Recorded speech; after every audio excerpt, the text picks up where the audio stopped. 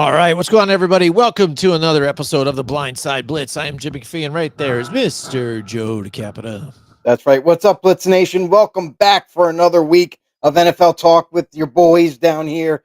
Listen, if you're new to the show, if you're just tuning in, could you do us a huge favor? Head over to our YouTube channel at Grumblings Media. Make sure you hit the subscribe button. Make sure you hit the thumbs up while you're there.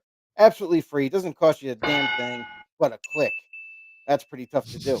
And don't forget to tell a friend to tell a friend. That's right. Spread the word around. Jim, let's get into this thing. Yeah, absolutely, Joe. Yeah, I mean, so let's talk about this. The undefeateds finally go down, Joe. The Eagles and the Bills both lose in dramatic fashion.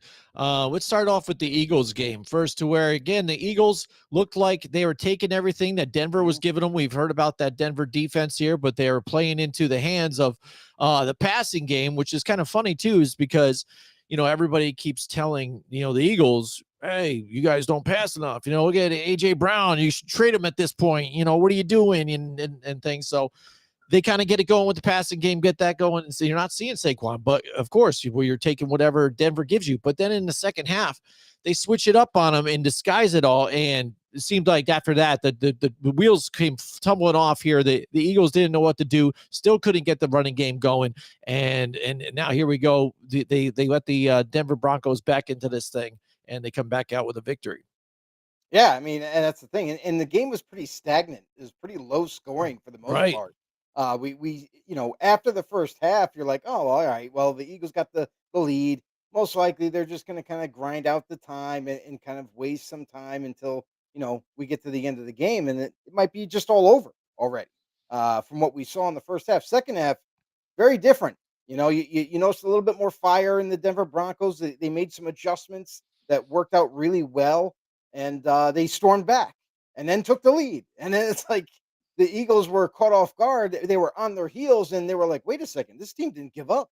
Like they played all four quarters. We thought we had them beaten down and already won." So listen, this is why, like, you when you get a lead, you can't let off the gas pedal. You got to continue putting up points. You got to continue playing the defense that was working early on and not change too much there. Obviously, unless something changes on the offensive end. But yeah, I feel like the Eagles kind of like let this game slip away, and the Broncos just capitalized. Oh, absolutely. And that's the thing is you said it was stagnant. They had a 17-3 lead right up until the fourth quarter, and it was late in the fourth quarter, and that's what ended up happening. Just like that. Like you said, it seemed like it just turned around, and it did. It just got really bad to worse for the Eagles, and they couldn't rebound from it. And so when almost you kind of look at the Eagles now, they've been all season. They haven't been like that team that's been dominating like that team from like last year, right? So it's not a big surprise that they face like a team like this, to where they've got a pretty good defense here. Bo Nix in his second season, Sean Payton here dialing things up. Not a bad team. So where you give a team like that opportunities, again, like you're not scoring a whole lot of points, you're comfortable with that 17-3 lead.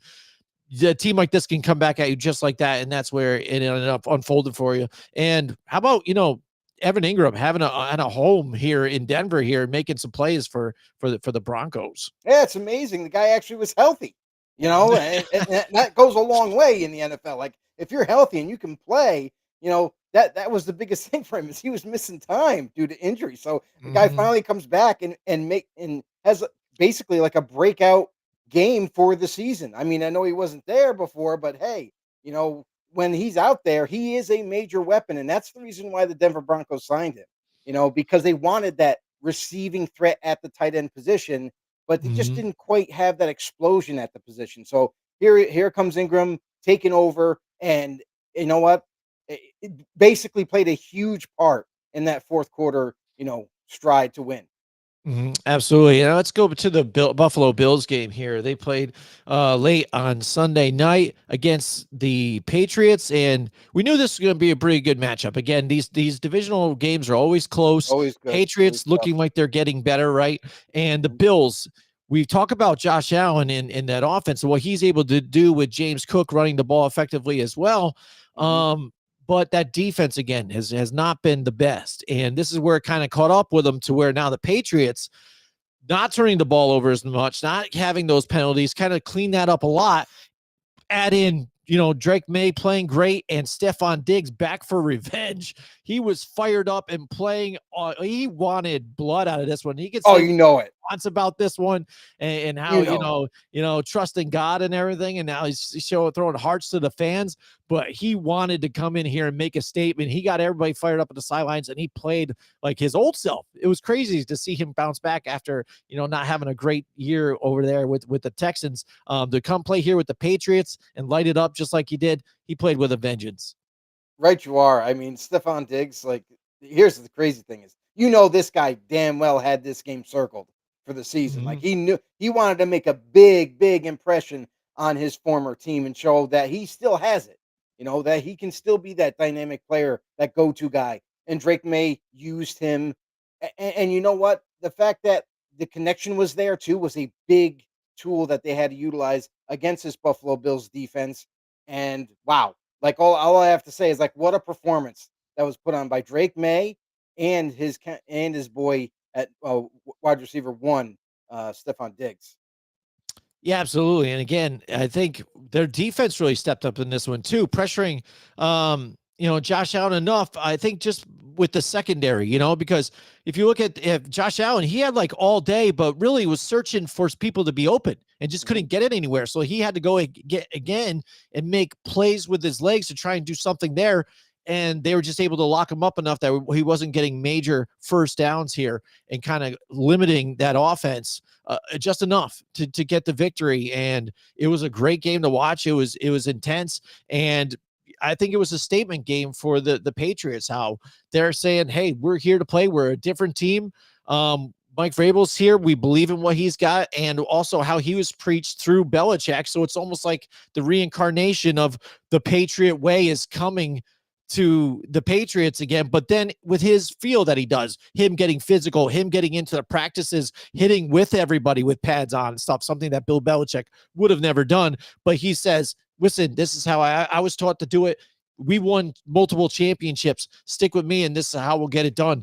And this Patriot team looks really dangerous too right now. Not only just in this division, but in the league right now, where this league is going up and down, up, right and up, and teams that seemed like were going to be good are trajecting downwards, and now these other teams are emerging from the ashes here.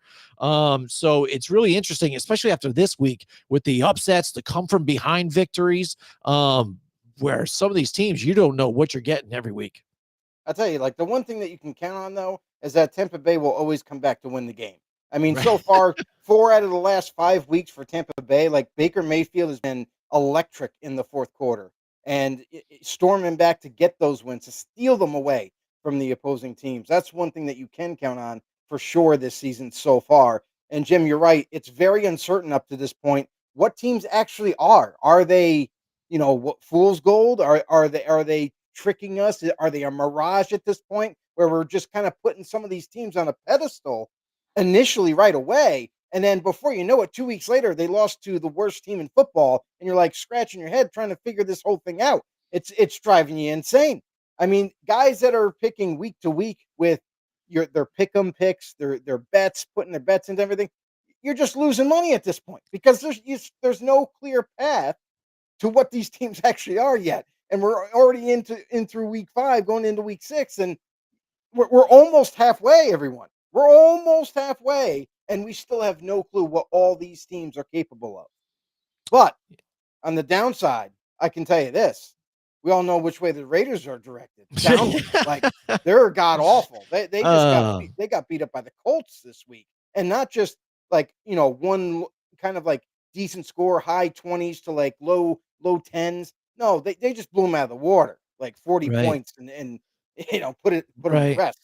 So Yeah, and it was terrible too, just because with the Colts game, they didn't have their kicker, so they were going for two every time because they didn't have the had to, kicker. yeah. But it was almost like I felt bad again though because they kept going for two and making it or whatever. So like that, so it's almost like they're piling it on.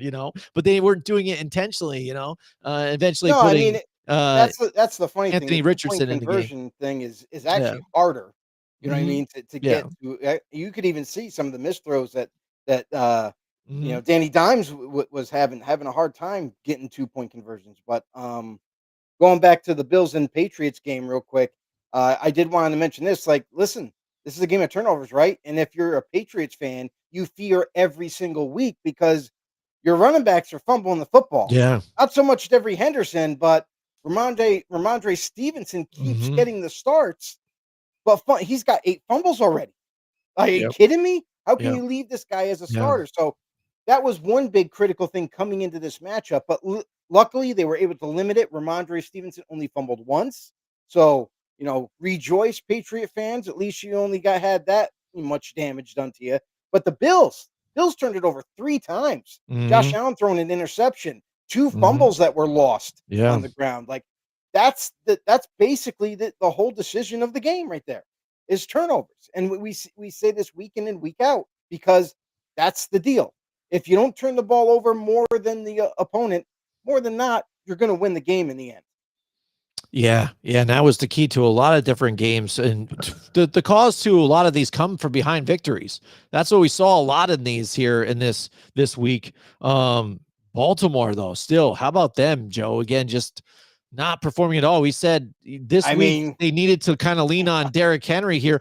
And what's funny too is because I was listening to John Harbaugh in the press conference, and it seemed like he was all for bringing Tyler Huntley up from the practice squad and putting him in because he's comfortable with the offense, this and that. And he wasn't thinking about starting Cooper Rush, but then Cooper Rush goes in and it's a disaster altogether. And again, Derrick Henry not able to get going. And what a disappointment in Baltimore right now. We get all the injuries and stuff, but wow, I mean, whoever would have saw this coming here for this season for Baltimore, who was like a Super Bowl favorite. yeah, I mean, well, we talked about like the struggles last week about this team and how without Lamar Jackson, this team's doomed. Like when you lose your starter, it's critical. Like this offense fits him to a T. Not Cooper Rush. I mean, honestly, I question the decision to go with Cooper Rush with this offense where Mhm. you need to be a mobile quarterback. Cooper Rush is not that. So you kind of went against the grain, expecting better results, wasn't there, and you lost the game because Mhm. you're not your own identity anymore. You're kind of just trying to come up with anything, throwing darts at the board, hoping it sticks in the bullseye, and it's just not happening. So, like for the Ravens going forward, they're hoping that they can possibly get Lamar Jackson this week. That there's been reports that he may be able to go this week. Now, I think that's a little egregious. I think it's a little, Yeah. aggressive, saying that he's already going to come back after a hamstring. But listen, it goes a long way. If Lamar Jackson's there, he is the key piece to this offense. Without him, they're gonna continue to struggle. Right. And they said that basically don't put him in there too unless he can't be him and do his thing. And Right. that's what he's actually Yes. struggled with this year is being him, right? Himself. Sitting in Yeah. the pocket too much, just looking for things, not taking off. So Baltimore, they've got a lot of stuff to search through with this season. So yeah, Joe, a lot of different upsets. Oh my goodness, no more undefeateds. That's the first time in 11 seasons, I think they said, that we haven't had an undefeated team past week 5. Which is pretty crazy, right? You come to think about it, Welcome you're like, to the wow, everybody NFL. just like that. Yeah. You want a parody?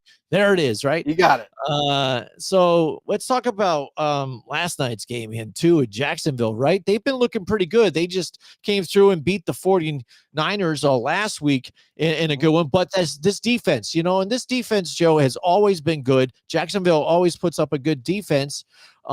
They're ranked 8th right now, but they're number 1 in turnovers right now. So we saw that really stand out in this game last night, especially with that pick 6 with White there. I mean, it was just crazy.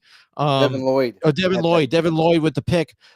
So the Jaguars, I mean, like I said, they've always had a great defense. The difference this year is the offense. Liam Cohen was brought in to do just that, fix the offense. They're running the ball efficiently with Trevor Lawrence also is healthy and, making plays with his legs too. But he still does need work with his decision making, and we'll see if that pans out this season. But right now, they're playing at a good level. Yeah, here's the problem, and you just kind of alluded to it already, is that the Jaguars have a stout enough offensive line where they can run the ball down your throat, and that's kind of the recipe of how they win a lot of these games is the ground game. The real issue is the air game with Trevor Lawrence and throwing the football. The dude just has it. He barely gets over 200 yards every single week. it's hard for him to even get to 250. They're not asking him to do too much. They're limiting that. And knowing from last year his struggles in trying to throw the football, I feel like there's a different philosophy now, with this new regime, with Liam Cohen coming in, calling certain plays that are working, a whole differently orchestrated offense, and the way they attack the run, and the way they you know play off the run with RPOs, and you're seeing that with Trevor Lawrence. He's able to have a lot more freedom with his legs now in this Mhm. new offense, where before maybe they wanted him to stay in the pocket, deliver the football, let the players on the field make the plays. This philosophy is a lot different. You can see it already. Anytime the Jaguars offense started to get a little, stagnant and a little slow and not really making any big time plays, Trevor Lawrence had to drop back, pretend basically like he was going to throw the ball, and then just take off when the play started to break down. Like, you just saw that happen, and every single time you're getting 10 or more yards from Trevor Lawrence with his legs. So to keep these drives going, and that's really what kept the Jaguars in this game the whole time. Defense obviously played a huge part, but I'll tell you this right now: this Jaguars team, as long as Trevor Lawrence has that threat of being able to break the pocket and take off, and this running game can continue its surge, this Jaguars team is going to be tough to contend with. Yeah, absolutely, Joe. Again, and the way their division is, and then also their schedule moving forward too, it's very doable for them to make a playoff run here if they can keep this together. And like I said, the real question is Trevor Lawrence. Again, he Mhm. looks a little better, but still 6 touchdowns, 5 turnovers. Though again, you got to eliminate those turnovers and his decision making. And it was brought up on the broadcast last night. Look, you got a running back right open in the flat. Just dish it to him quick. No thinking, no Yeah, looking. Just hit him. Trevor Hit Etienne. the guy. Yeah, Get underneath. Get underneath. You're still going to get that first down. Just go for the touchdown shot. So still making mistakes instead, for a guy that's been drafted where he was in his position. He's supposed to be the savior again. If for Duval, yeah. should be doing better than that and making better decisions. Uh, Absolutely, and that's the problem with Trevor Lawrence, and it always has been. So mhm, that just goes to show you that he's not evolving. He's mhm, flatlined. mhm, There's no trajectory of him going up and being that better quarterback. They keep hoping every year. Maybe this is the year that he just kind of pops off.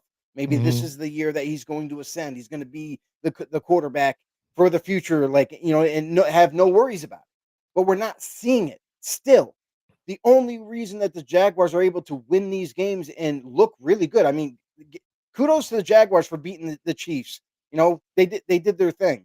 But Mhm. when I'm thinking about when you get closer to the end of the season, when you have to possibly make that playoff push, this is where I think they're going to be at a loss. When they're behind the 8 ball, instead of them leading the charge and being ahead and keeping it, close. What happens when the cards are flipped? What happens when they are down a couple touchdowns, maybe 17 points? And now you have to throw the ball to kind of get back into the swing of things. I'm not seeing it yet. I'm a little concerned about that for the Jacksonville Jaguars. Not so sure that Trevor Lawrence can pull that off. We haven't seen it yet, still, even with how well this team has been playing. Well, last So night that's I the big thought question. think where they're challenged, they did do that last night. To make that drive and bring it down all the way, especially on that fourth down pass to Brian Thomas. I mean, that was right on the money. But again, the little tangibles, him, making those mistakes, not getting the ball over there quicker and scoring, even quicker. And who knows, it might have been bad if they scored quicker than they did. But then tripping on a player, stumbling on a player, falling down, almost blowing the whole game right there. But Mhm. luckily able to regain his composure, get back up, and run it into the end zone for the dramatic win. I mean, it was pretty crazy, but I think driving the ball down, I think that showed something in them to that drive to get down there and to take this victory. Like you said, we haven't seen it before, but I think that was a stepping stone last night towards that. But I think they still need to build off of that. Yeah, I just don't see it. I don't see it from Trevor Lawrence yet. He's got to And show me more.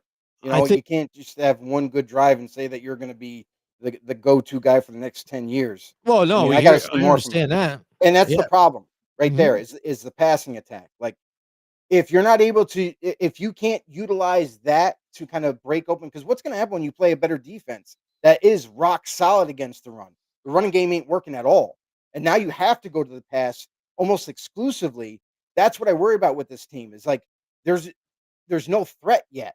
We haven't Mhm. seen that threat consistently from Trevor Lawrence and the Jacksonville Jaguars offense. Absolutely. I think one thing that stood out though last night too is, and they're talking about it all over, but you've talked about this a bunch of different times. You've said this for the last couple of years now, I maybe for the have. last No one 4 years. listens to me. I know, but now finally, Chris Jones exposed on national television. Even as what it is finally it took that long for Chiefs fans to admit it, Joe. It's Chiefs fans calling him out now. His hustle. Well, I saw Yeah. it multiple times last night, and on that game-winning touchdown, it was the most glaring thing that you could possibly see.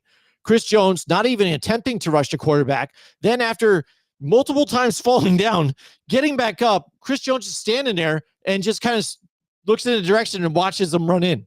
Has a clear shot to kind of go at least trying to make an attempt. Like Make this an is for attempt. the game.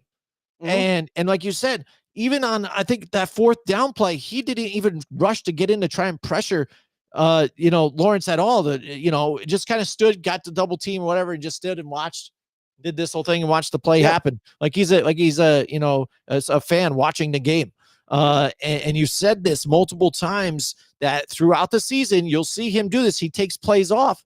And then all of a sudden, it seems like they make it to the playoffs or he's expecting you're going to be there. He turns it on for then, but not making It's not his even money during the season.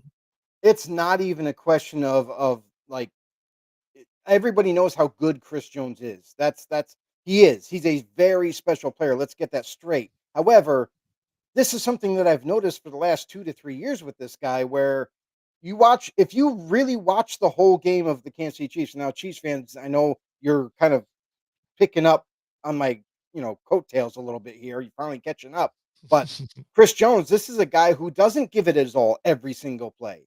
As great as he is, he could be considered one of the best, if not the best, D tackle, dare I say it, if he applied himself every single snap and gave it 100%, kind of like what Max Crosby does. It's uncanny, but the guy's Oh out yeah. there for damn near 90 to 100% of the snaps, which is lunacy if you're a player. Mhm. But Chris Jones, I'm just asking you, like every time you're out there, give it your all, and we're not seeing that. And that's a big problem for this Chiefs defense. They rely on him to make those big time splash plays, get the big sack when you need it the most, or stop the run when you need it the most. That's what we're used to seeing. However, the other side of that coin is Chris Jones taking snaps off here and there, not just playing all out every single snap. And that's got to be something that has to be addressed, I feel like, for a guy who's nearly one of the most heavily paid D tackles in the game currently. And you're not acting like you're getting paid a lot of money. You act like you're making the same amount of money as a practice squad guy right now, like Mhm. taking plays off left and right. And that Chiefs can't have that. They need Mhm. a bona fide Pro Bowler every snap. And if you can't do that, get out of the lineup. Yeah, Right. you wanna take a snap or 2 off, get off the Get field. out. There's Go plenty of other take a guys can breather. go in there. Yeah. Go take a breather and come back when you're ready to rock out.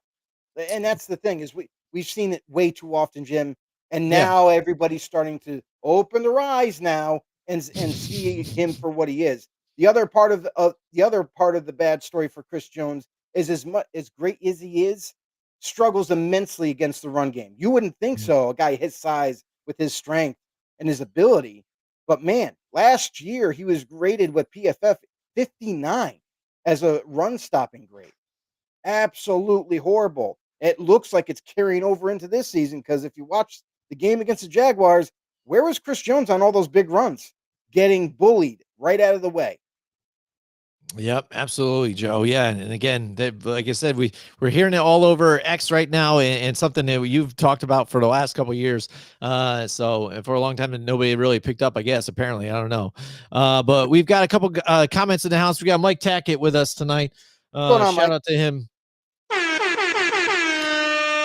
He says Trevor Lawrence made the play of the year last night. Yeah, that's what I mean. It's funny too because it shouldn't have been that difficult, but yeah, you get stepped on, you trip, but then you get nervous trying to get back up, and the thing is, after he fell back down, to get back up again, find a chance to get back up and go. A lot of people have just been, man, I'm just down, I can't get up, and it's a debacle. But again, when you don't have Chris Jones rushing it all up the middle, just kind of watching you flop around like a fish. Just hanging out. It kind of helps, that's what I mean. It's like, and then you just walk around the side. It was wide open.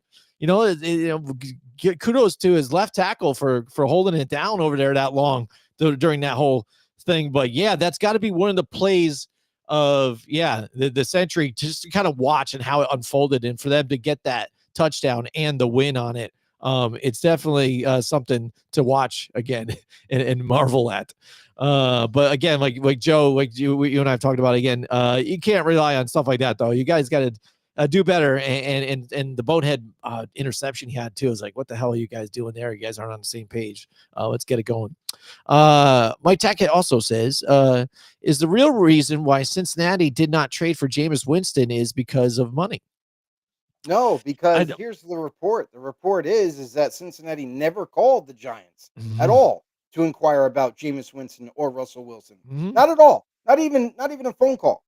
And we said last week that was one of the organizations we thought Cincinnati would call, because Russell Wilson's recent, benching and all that. But no phone call there. No phone call to the Atlanta Falcons. No Kirk Cousins interest. What do? They go and trade for Joe Flacco, the Cleveland Brown himself, who just lost his starting job. And now they're rolling with Dylan Gabriel for the foreseeable future. So Flacco's now, on his way to Cincinnati. Now, I gotta say, I mean, as poorly as Flacco has played with Cleveland, at least he's going to Cincinnati, where he has some of the best weapons to throw to, and the offensive line might be the same, might be a little bit weaker, but at least he has weapons. I'd say that's the best weapons he's ever thrown to before in his career. 100%. Absolutely. 100%. So, so I mean, for him to go there, it's a dream vacation here for him. So, and what I found interesting is the fact that they traded within the division, right? You trade to a rival within your division, and now Joe Flacco has played for the Ravens, the Browns, and now the Bengals. Since so are we going to see Pittsburgh? Are you done with the Aaron Rodgers after this? Give him a year, bring in Joe Flacco to replace him. Get him the quadfecta. Let's go. But I don't mind the move though. I think it makes sense to me, because again, you look at Russell Wilson again. He lost his job on his own accord to how he played. So, do you really want to even do that? Not really. Jameis Winston, again, he was third on the roster. So do you really want to try that? And he's turnover prone. Joe Flacco has made some turnovers most recently, but he is capable. And like you said, a veteran and give him these weapons. I think he's the right guy here to kind of right the ship for you a little bit. At least give you a fighting chance. But, and it only took, for Cleveland to just be like, all right, we're going to bench you here. We're putting in the young kid. And they're like, oh, Cincinnati's like, all right, we're in business, guys. Let's give him a call. Get back to the States though, because I don't want to get that charge for calling overseas. There you go. But hey, I mean, that's the other thing too. Dylan Gabriel gets an opportunity, even though I thought he did pretty good too. It was abroad. Had a pretty good game. I mean, even though they ended up losing, but man, Dylan Gabriel didn't look like a rookie too much. And actually stepped up to the plate for them. So listen, that's the best thing you can hope for if you're Cleveland, is you got better quarterback play by switching to one of your rookies. Now, what's funny is now that Flacco's out of there, guess who steps into the second string position? Shedeur Sanders. He's slowly climbing the ladder. Everyone. He is. And again, man, the fans are just waiting for it to go wrong or something. It's going to go crazy again. It's going to be nuts. The circus has only begun. The circus has only begun, Joe. So, what Mike Tackett says, in college, guys who would take off the first two plays and on third down, they would call it money down.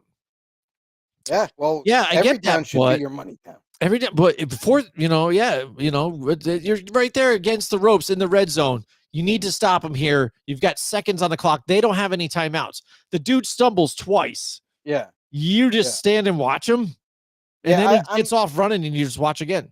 And it's weird because usually in those moments is where Chris Jones shines, is where he busts through the O-line almost like they weren't even there and gets the sack or gets the stop.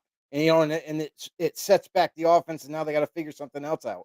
We didn't see that. We saw a guy who pretty much they broke his will towards the end of that game, where like he wasn't getting the penetration, wasn't getting the pressure that he normally gets, and was getting Mhm. frustrated. You could see that even on the sidelines.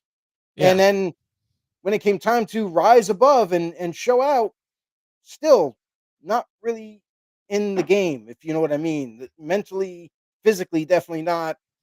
And the Jaguars walked over and stole the win. Absolutely. Stole a win there too. But the way these divisions are panning out, especially that West now, it's even crazier here. The Chargers lost the last couple of games here. Denver winning now too. So it's still tight. I don't think KC's still out of it. So there's a lot of football to be made and played. And before we get into our next segment, Joe, too, what Mhm. about the whole just celebrating before the end zone, man, and letting the ball go too early? How is this coming back? I thought seriously that once Deshaun Jackson did it, and some of these guys, maybe the problem is that some of Right. these receivers aren't old enough, to even see that play now at this point. But maybe they should go back and watch it. With Deshaun Jackson doing it a while back in his rookie year, that people have just learned. But even Adonai Mitchell did it last week, and still DeMarcado does it this week. After you just saw literally a dude do it last week, like, It's what not are you even guys doing? Just the score. problem is it's not even the fact that they're not even rookies. Like, you know what I mean? Like Yeah, yeah, yeah, you yeah. can't even blame it on, oh, Right. I'm a rookie, I Yeah, screwed yeah, yeah. up, my bad. No, Yeah, these guys have been in the NFL for quite some time. yeah. Yeah, it's a fundamental thing. You just don't let go of the ball until you cross the goal line. You Oh, make yeah. sure you score. What are Yeah, we doing? yeah. The NFL, like, geez, I mean, I don't know. Is it the coaching? Is it like what's going on here, everyone? You got guys that are just dropping the football, loosey goosey. Oh, right, inches away from the goal line. My bad. Like, I'm sorry, all my fault, dude. You cost us the game. Cost you the game just This like is that. ridiculous. Like, That come was a on. This is that was a crazy fundamental play. football. Make sure you score before you do want to do your Oh. celebration. That's all I'm saying. Yeah, like, yeah, that's what I'm saying. If I'm Gannon, on that one too, I'm just like, dude, like, you're doing push-ups, you're doing everything, you're doing everybody's laundry, you're doing whatever, man. You're doing everything this week to make up for that. Because what the hell are you thinking? You're You're cleaning the not thinking. toilets, is what you're Yeah, doing. yeah, absolutely, Joe. So, all right, let's talk about the 49ers here. How about that? In a division to where it's still even close, Seattle goes down in a close one to Baker Mayfield, who gets no respect still for some reason, with the Buccaneers, Mhm. but have to face off against the Rams in a tough one, who again, they look like they had an easy streak kind of to roll into this division, but these teams are playing tough. Seattle's playing tough. Rams, I Mhm. thought were going to get it just because, again, Mac Jones is pretty beat up. You've got the other Actually, injuries here for the 49ers too. But when you look at that game, especially Mac Jones, 33 for 49, 349 yards, 2 touchdowns. Kendrick Bourne, 10 catches out of 11 targets for 142 yards.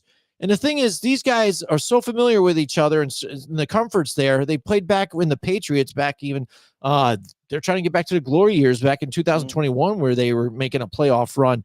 If these two can hold it down until the weapons get back, Brock Purdy comes back healthy, and this team can become a playoff team, this could be probably two of the best free agent signings that John Lynch has kind of made in that aspect as a GM. I mean, this is only one game, right? Like we have to, kind of funnel it down a little bit, because we got to see what happens with the future next two. You know what I mean? Let's just say Brock Purdy can't make it back for the next 2 weeks, right? We're gonna get to see Mac Jones more. Now, the one thing I will say about Mac Jones is he's an absolute warrior. The guy Mm, literally was mm. getting beat the hell up in that game, left and right, re-injuring an injury that he already had prior to before he even played in that game, Yeah. and was in an immense amount of pain, and especially in the second half. You could just see it body language wise. You saw him on the sideline. They're doing everything they can to kind of, you know, nullify the pain or whatnot. But man, absolute warrior to fight through that game, no matter how bad it got for him, and with this team you're seeing a Mac Jones that the Niners are kicking themselves for not drafting to begin with. Everybody thought that was going to be the pick for the 49ers, third overall, got to be Mac Jones. Didn't happen. Instead, they go a different direction. That went off the freaking train tracks real quick. So this is a guy that they wanted beforehand. They get him in free agency, and now that he's a backup behind Brock Purdy goes down. Look at this guy flourish. This guy was made to be a 49er. Mhm. And Brock Purdy better watch it because he keeps continuing to get injured and missing more time. Kyle Shanahan might just kind of say, hey, you know what? Let's roll with the hot hand. Brock Purdy keeps getting hurt. Mac Jones is going on a tear right now. And Mm. we don't even have all of our receivers. No Ricky Yeah. Parasol was there. Yep. No Yep. Brandon Ayuk is back yet. Like, Yeah, what are we doing? because No, that's no been the George one Kittle. argument, right, Joe? That's been the one argument because, again, when Brock Purdy was there and he didn't have some of his weapons, he didn't play so hot, right? He wasn't looking so good stat-wise, was turning the ball over.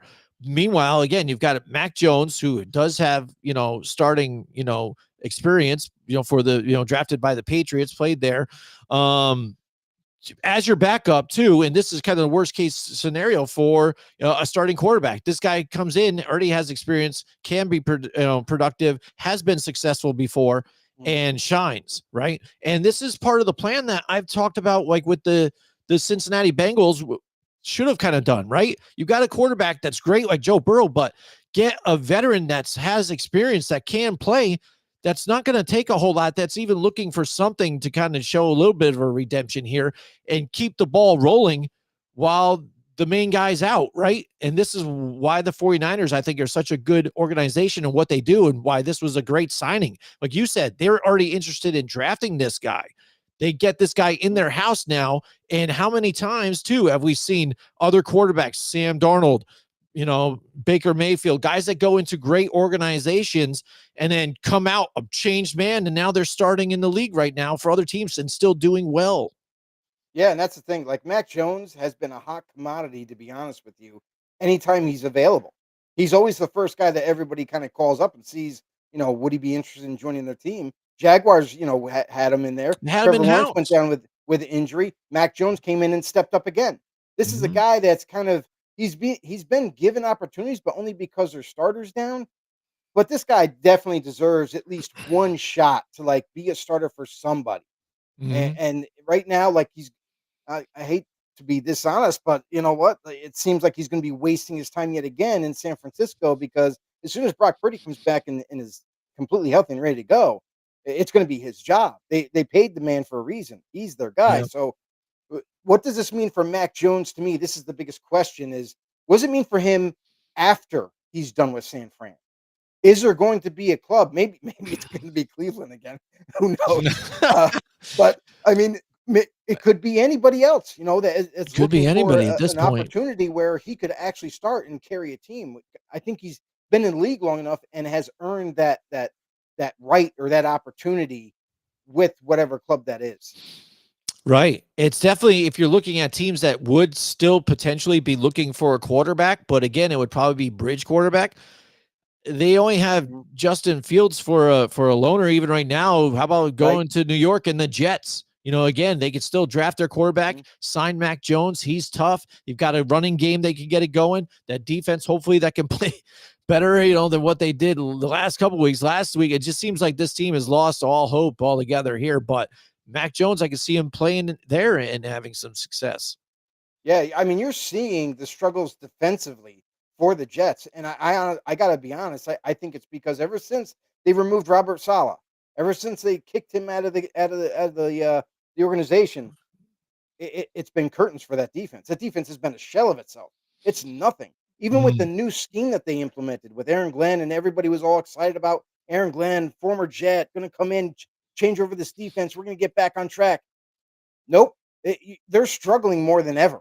And it's not because of lack of talent either. They got No, talent on that exactly. football That's what's field. strange. So Yeah. it's got to be the scheme. It's got to be the way they're coaching things. It's got to be all of that put together on the defensive side, and that's in turn is hurting whatever points they're able to produce offensively, and it just they're having issues. They just can't figure it out. Absolutely, Joe. The penalties, the turnovers, I mean, they're killers altogether. So That's one of the teams that we definitely do know. You know, again, we've seen the undefeateds kind of lose finally here, but again, they're good teams. The Mhm. teams at the bottom of the barrel, they're still at the bottom, and you know we're like if you look at a team like the Saints, they just come off they have got a win here, a comeback win against the Giants, Yeah, to where again the Giants just coughed that game up altogether, that and was a that's a good game. perfect way to kind of just throw it out there. They just caught they were down to score multiple times. They were moving the ball, but just Mhm. even Scatterboo, and I can't, Yeah, blame him though. That ball just got punched out right to the high I point know. where it was. I mean, but still, turnovers, that'll kill you just like The that. problem. You've got a 14-3 lead, think you're going to win this one and roll them, and then, some team comes back in there and punch you in the mouth. And that's the thing about the Saints this year. We looked at them on paper and said they're just not going to be very good, but they've been competitive throughout every single game and not back down at all. And this was one of those games where you could see it happening, and it did, and they pulled out a victory here, to where now you're looking at like a team like the Jets, where they're just getting blown out on the daily. It's not looking too good for them. Here's the thing that I'll say about the Saints is still like, yes, are they competitive? Sure. I mean, but this is the NFL. This is every team should be somewhat competitive. Nobody should be giving up 40 points or so, like kind of like college type of scores. Mm-hmm. But we've seen that this year too. We've seen the other side of the NFL where it's like, holy shit, that's a lot of points. Like, and the other team didn't score hardly anything. Yeah, So that's a problem. Like you need to address that real quick. But I mean, all in all, like that's the thing is that this NFL season, we said it earlier in the show that it's been so unpredictable up to this point. Usually you have kind of like a good feeling about teams, or at least you're pretty close on what you think you know about each squad. And to be honest, we're going after week 5 into week 6, and I'm scratching my head on every single team. You look at the Kansas City Chiefs, had a blowout win, then the following week they're like nowhere close to what they were before. Like it's really perplexing. It's week to week now. You have yeah, to reassess every team week to week. It's not like, oh well, the Chiefs are gonna, now that they got back on track offensively, they're just gonna kind of run the table, right, and win the division and kind of it's like a broken record. They're back in the playoffs and 1 or 2 seed.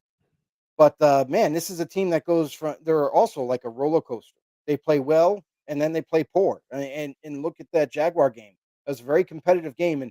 And honestly, I was telling Chiefs fans, I was like, listen, don't be so sure you're going to steamroll through the Jaguars. This is a team that has a oh yeah. good defense, and their offense, their running attack is stellar this year. Mm-hmm. So you better bring your A game. And the Chiefs brought their B game and couldn't finish them off. Mm-hmm. So the Jaguars steal a win, and then now we're talking about the Jaguars instead of the Chiefs. Yep, absolutely. And again, then you look at the Baltimore Ravens getting injuries and then whatnot, but I still did not see Houston just destroying them like that. Houston, to where this Ah, offense hasn't been doing much this year. It just seems like they're trying to figure things out. That offensive line struggling even since they, got traded away Laramie right. Tunsil. Uh, Yep. not looking at like the offense of the past, Mhm. and for them to come out here and to destroy the Ravens like that, Right. massive changeover. So, Yeah, and that's the thing and too. so It's is like the league, Joe. I feel like those type of games where when you think about it, like you're playing the Ravens. If you're the Texans, you're playing the Ravens. The game plan is pretty easy. It's pretty simplistic. It's we know Cooper Rush is the quarterback. He's not Lamar Jackson Mhm. anywhere close. And all we got to worry about is the pass. If we stop Derrick Henry in that running attack, we're good. Mhm. We only have to worry about pass protection, and we're really good at that. So it's Right. Cooper Rush. That's what I mean. It takes away such a different, and it gives the other team such an advantage because, and that's why I talked about, with the difference of Jackson Dart and Russell Wilson. But same thing. Cooper Rush is not Lamar Jackson. Cooper Rush is not going to be able to do or run RPOs and things like that. He's not going to do that, and you're not going to be fooled on anything. You know what I mean? So you're limited to what you're doing on an offense. You're dropping back and leaving it to play action pass or whatever. Basically, like you said, tee up on Derrick Henry, stop that, and then you're good. There is no other thing to watch. So you're not spying. You're not doing this. There's no other strategy to it. So, it changes the whole scheme of things. But All right, so that's it for tonight, Joe. And this week, talked about a lot of different things. It's craziness again, and this league still continues to surprise us week to week. Did terrible in picks this week, but who knows? Next Yeah. week might be able to bounce Before back. I don't know. You know. before we go, Jim, did you hear about Jerry Jones getting fined by the Oh NFL? yeah. Let's talk about this quick. Yeah, let's talk about this quick before we get the hell out of here. Right? Uh, is it more clear now that Jerry Jones, either one, is really truly senile? Right? That's the one thing. Or he's just oblivious and thinks he can just do whatever he wants and just lie to your face when you know what you did. Like this bullshit excuse you're giving us. You're like, oh no, I meant to do the thumbs up and I did this by accident and I end up getting the right finger eventually. Like, and I was doing it to Cowboys fans. Like, what the frig are I'll you take talking about, bro?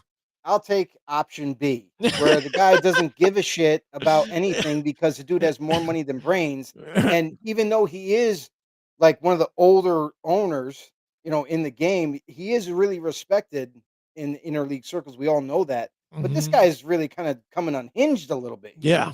This guy's really like he's flipping off fans. He's doing whatever the hell he wants. And then when people kind of come at him and say, "Oh, well, what about Micah Parsons and all that?" He's like, "Yeah, well, I don't think it really was like that. I still like Marka or Micah, this, that, and the other They thing." call Like, Michael. nah, dude, you're literally showing everybody that you're losing your mind and no repercussions. Like that's what Yeah. it seems like. The guy does whatever he wants, and here you go. This is the first time that from the NFL side has done anything disciplinary towards Jerry Jones. Yeah. Like this might not even be the first time he's done this, but this is the first time that it's being publicized in the NFL, giving him a $250,000 fine. Yeah. I mean, to him that's kind of like $2.50, but still, Yeah. But still. like it's kind of like a Jerry. We need you in check. Yeah. Settle Yeah. down. You Yeah, know. yeah.